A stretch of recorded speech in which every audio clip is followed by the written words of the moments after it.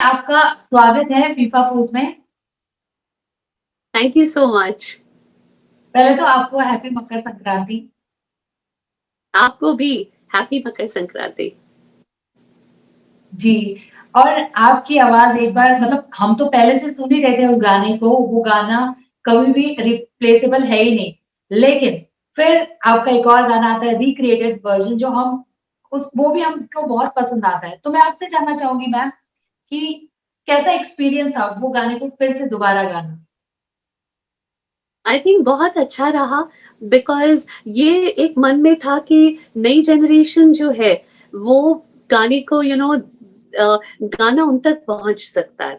इस इस जी। इस वजह से बिकॉज़ जो नई जनरेशन है वो चाहती है कि जो गाना प्रेज़ेंट हो वो उनके पैकेज में प्रेज़ेंट हो, मतलब आजकल की कंटेम्परेरी स्टाइल में। तो आई फ़ील कि क्योंकि ये गाना फिर से रिलीज़ हुआ तो it got an extended life, वरना शायद काफ़ी आज की जनरेशन सुन ही नहीं पाती। तो क्योंकि ये रिक्रिएट हुआ इसलिए उसको it got a new life फिर से।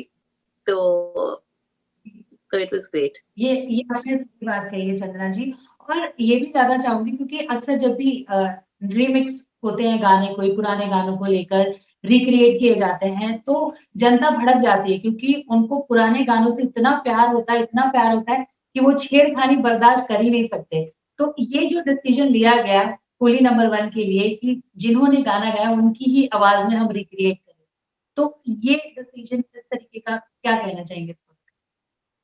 या I feel very grateful to the makers क्योंकि उन्होंने डिसीजन लिया था कि उनको ओरिजिनल सिंगर्स ही रखने थे। तो it was really it was a good thing for the singers also क्योंकि जो उनका गाना था फ्रॉम द बिगिनिंग वो इट स्टेड दैट वे। तो और ये जो कंट्रोवर्सी है कि रिक्रिएशंस होने चाहिए या नहीं होने चाहिए, वो डिबेटेबल है। आई फील कि it depends on how it's made. हाँ, ये एक ज़रूर है कि नई जनरेशन तक पहुँचने का ये एक ज़रिया है। बिकॉज़ मैं अपनी खुद की फैमिली में देखती हूँ कि मेरे बच्चे मैं काफ़ी जब पुराने गाने जो मेरे पेरेंट्स के टाइम के थे, अगर वो प्ले करती हूँ तो ये नई जनरेशन मेरे बच्चे सुनने को तैयार नहीं है। एंड आई आस्क्ड देम कि क्यों? It's so good. तो ये लोग कहते हैं कि no but it doesn't sound right. तो उसमें वो कंटेम्परेरी साउंड नहीं है। तो आई नो कि इन लोगों को मेलोडीज़ बहुत पसंद है, बट दे वांट इट मतलब इस फॉर्म में कि जो वो कंफर्टेबल फील करे। तो that's why I feel that किसी भी जनरेशन में if you want to reach them, you have to go their way. अगर आप कहोगे कि नहीं ये जो पुराना है सिर्फ ऐसे ही सुनो, तो शायद वो जी। एक्सेप्ट इस चीज़ अगर उनके तरीके से अगर हम शेयर करते हैं तो वो बहुत दे ज़्यादा comfortably they accept it and they enjoy it. तो आई फील दैट इफ अगर अच्छी तरीके से ये बन सकता है तो then I personally don't see anything wrong. And secondly I also feel ये कोई जी, चीजें ना रुकने वाली नहीं है। जैसे कि इवन फिल्मों की जी। रीमेक्स बन रहे या even a lot of novels कि जिसके ऊपर वो हर डिकेड में उसी नॉवेल पे फिर से फिल्म बनती है।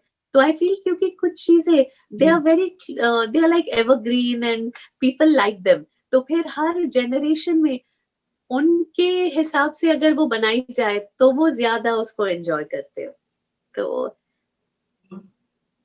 जी, जी, जी, आपने सही बात कही है। और अगर मैं आपसे पूछूँ वरुण धवन और सारा अली खान की जोड़ी आपको कैसी लगती है? केमिस्ट्री उनकी कितनी पसंद आई या मुझे इस तो गाने काफी में? पसंद आई। या और जहां तक एक्चुअली कंपैरिजंस की बात है, आई फील कि गोविंदा जी जैसे लेजेंडरी एक्टर को किसी भी यंगस्टर के साथ कंपेयर करना या नॉट जस्ट यंगस्टर, किसी भी और एक्टर के साथ कंपेयर करना ये बहुत नाइंसाफी है। बिकॉज वो उनका एक अपना ही अंदाज था। तो नोबडी कैन एंड जी, nobody should try to copy it. हाँ, ये है कि आज के जनरेशन में if anybody had to play Govinda, frankly मैं नहीं समझती हूँ कि और कोई actor could have done justice to this, क्योंकि after all Varun David ji के बेटे हैं। Again he has had that influence of spending time with Govinda, तो वो जिस तरीके से कैप्चर करेक्ट। कर पाए, I feel it would have been impossible for anyone else to do it. तो अगर कुली नंबर 1 फिर से बननी थी तो I feel that he was a brilliant pick for that. It couldn't have been anyone else. तो आपके हिसाब से Varun Dhawan is the right choice कि उन्होंने किसी हद तक जस्टिफाई किया। आई नो कि हम बिल्कुल। कंपेयर बिल्कुल भी कर Yeah, I feel that I can't think of, मतलब जो डेविड जे की जो कॉमेडी जो एक स्टाइल है वो मैं I find it hard to imagine कि आज के दौर का स्पेशली इन अ रीमेक कौन सा actor would really have been able to do any better. मैं आई कांट थिंक। जी। चंदना जी, मैं आपसे जानना चाहूँगी कि म्यूज़िक इंडस्ट्री की अगर मैं बात करूँ, क्या कुछ आपने बदलाव देखे हैं, जो आपको बहुत अच्छे लगे और कुछ ऐसे बदलाव जो आपको नहीं इतने पसंद आए? आपको लगा कि नहीं, ये चीज़ें वही चलनी चाहिए? राइट। तो एक्चुअली जो अच्छी चीजें हैं वो है कि technology has grown so much that अभी रिकॉर्डिंग इज बियॉन्ड इमेजिनेशन। बहुत ही मतलब बहुत आसान हो गया है, बहुत हाई क्वालिटी हो गया है। तो that is the great part. Also आजकल एक दूसरा है कि बिकॉज ऑफ मतलब आज कोई डिपेंडेंट नहीं है, क्योंकि इंडिपेंडेंट म्यूजिक सीन इतना बढ़ चुका है कि आजकल कोई ये नहीं कह सकता कि अरे मुझे चांस नहीं मिलता या ये चीजें। Because today you can be in any place, कहीं पर भी आप हो, अगर आपके हाथ में एक फोन है तो आप कुछ भी रिकॉर्ड करके यू कैन रीच एनीवन। तो these are the amazing things of today's times कि बोथ टेक्नोलॉजी ने मतलब आज आई रिमेम्बर कि जब मेरी शुरुआत हुई थी तो उस टाइम पे ऐसे नहीं था कि यूट्यूब आप जस्ट बटन दबाओ और आपको कोई भी गाना सुनने को मिले, आपको कराओके ट्रैक्स रेडीमेड मिल जाए। उस टाइम पे बड़ी मेहनत थी, you had to go find the tapes and buy individually, तो सब मुश्किल था। आजकल इट्स सो इजी, सभी को प्रैक्टिस करने के लिए कुछ करना ही नहीं है, इट्स ऑल लेड आउट। तो ये बहुत बड़े एडवांटेजेस हैं। हाँ, इसके साथ अगर हम डिसएडवांटेजेस के बारे में बात करें तो आई थिंक इट्स मेनली कि आज के दौर में कंपटीशन बहुत ही ज्यादा है। तो and also some of the issues are that even इतने सारे सिंगर्स है, काफी दफे they are on talent shows, तो सडनली उनको महागायक और बहुत बड़ी टाइटल्स मिल जाती है and after that next week और 2 weeks लेटर कोई और महागायक आ जाता है। तो ये सारी चीजें फॉर आर्टिस्ट बहुत mentally it's very difficult to handle all this. तो आई फील कि इन चीजों की वजह से I am sure that on the new generation it's very stressful. या तो ऑल्सो एक दूसरा एस्पेक्ट है सोशल मीडिया का कि आजकल social media is so powerful कि उसकी एक अलग से जिम्मेदारी हो गई है। एंड मैं खुद because I find it very difficult to get that comfortable on social media, तो आई नो कि उसका भी एक अपना ही एक प्रेशर है।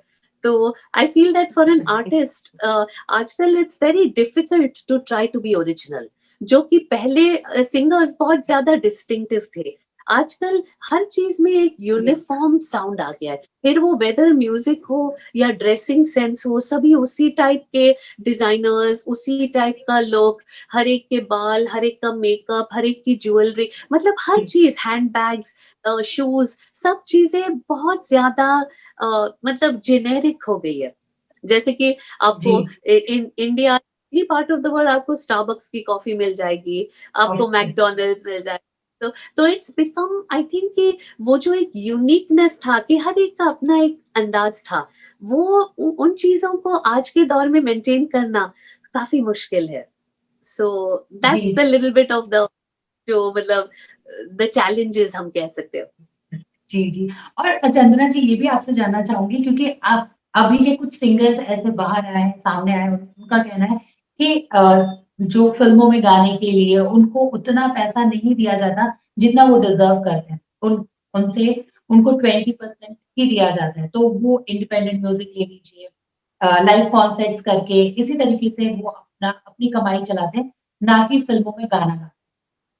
तो क्या उस समय भी ऐसा कुछ था? तो ये एक्चुअली हमेशा से ही रहा है, प्रॉबेबली मतलब एक्सक्लूडिंग जो बहुत ही टॉप के नाम है, मतलब वही जो 2-3 हुआ right at the top. I wouldn't say कि एक्चुअली रिकॉर्डिंग इंडस्ट्री में जस्ट इन रिकॉर्डिंग उतना पैसा नहीं है। आई फील कि शोज से ही मेनली जो आर्टिस्ट कमाते हैं, या आई डोंट नो अगर किसी को एंडोर्समेंट्स मिलते हैं तो उसमें है। बहुत ज्यादा पैसा एक्चुअल रिकॉर्डिंग में नहीं है, तो और कभी नहीं था फ्रैंकली, नॉट कंपेयर टू जो आपको लाइव शोज में जस्ट इन वन शो आपको जो मिलता है। तो रिकॉर्डिंग में आई डोंट थिंक, मतलब मे भी बहुत गिने चुने हैं right at the top of the peak, but otherwise बहुत ज्यादा पैसा, your right, I don't think it's there. ये जो गाना था उसने सुहाना, वो अभिजीत जी का था। और ऐसे रहा एक्चुअली कि रिकॉर्डिंग के टाइम पे मेकर्स नहीं चाह रहे थे कि वॉइस में कुछ चेंज लाए, तो actually they were very happy to use the old vocals, मतलब बिल्कुल वही ओरिजिनल वोकल्स को ही वो यूज करना चाह रहे थे। पर मेरे साथ ऐसे हुआ कि जहां पे मेरी एंट्री थी तो वहां पे कुछ ट्रैक में कोई प्रॉब्लम था, तो इस वजह से मैंने जाके फिर से पूरा मुखड़ा री रिकॉर्ड किया। पर अभिजीत जी के वोकल्स वही थे जो पहले वाले ओरिजिनल थे। जो एक्चुअली चेंज हुआ वो म्यूजिक चेंज हुआ, मतलब पूरा जो म्यूजिकल ट्रैक था वो चेंज हुआ, पर वोकल्स वो चाह रहे थे कि वही रहे। तो इवन मेरे वोकल्स जो अंतरे के हैं वो पुराने हैं, और जो मुखड़ा है वो फिर से री। तो एक बार मुखड़ा गा दीजिए हमारे लिए। श्योर। हुस्न है सुहाना, इश्क है दीवाना, हुस्न है सुहाना, इश्क है दीवाना, रूप का खजाना आज है लुटाना, आके दीवाने मुझे सीने से लगा ना ना ना, गुड़िया चुराना मेरा जिया, गुड़िया चुराना मेरा जिया। वाह, amazing amazing, thank you so much Chandana ji. मतलब लाइव सुनने का मौका मिला, ये बहुत बड़ी बात है मेरे लिए स्पेशली।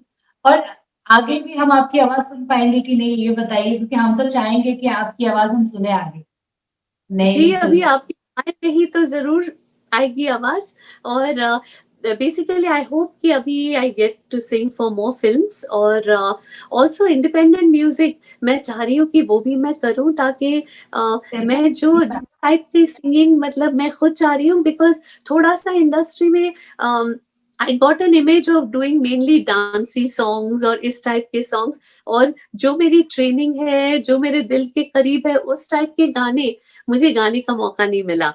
तो होपफुली अभी थ्रू इंडिपेंडेंट म्यूजिक मैं उस टाइप की चीजें कर पाऊंगी, तो I am looking forward to all of that. तो कुछ रिक्रिएटेड वर्जन हमें सुनने को मिलेगा, जैसे पुराने कोई गाने आपके, या फिर कोई आपका हाँ, फेवरेट गाना? या तो एक्चुअली लास्ट ईयर मेरा जी म्यूजिक से दो सिंगल्स एक्चुअली मेरे रिलीज हुई है, एक जोगिया करके और एक मन सूफी रंग। तो वो दो गाने एक्चुअली ऑलरेडी यूट्यूब पे हैं, तो आप जरूर वो सुन पाएंगी। और पहले मेरे कुछ रिमिक्सेस पहले के भी थे, जैसे कि कितनी अकेली लता जी का, तो वो भी है ही। और फिर जो टाइप की चीजें मैं पसंद करती हूँ, जैसे कि ठुमरीज, तो मेरे बहुत मन में है कुछ पुरानी ठुमरियां हैं, तो उनको थोड़ा रिक्रिएट करके, ताकि जो आज की जनरेशन है वो सारी जो ट्रेडिशनल चीजें हैं उनको भी थोड़ा सा मॉडर्न फॉर्मेट में सुन पाए, एंजॉय कर पाए। हाँ, thank you so much Chandana ji, all the best. आगे हम इसी तरीके से आपकी आवाज सुनते रहे। Thank you so much. Thanks a lot, bye. Thank you, bye.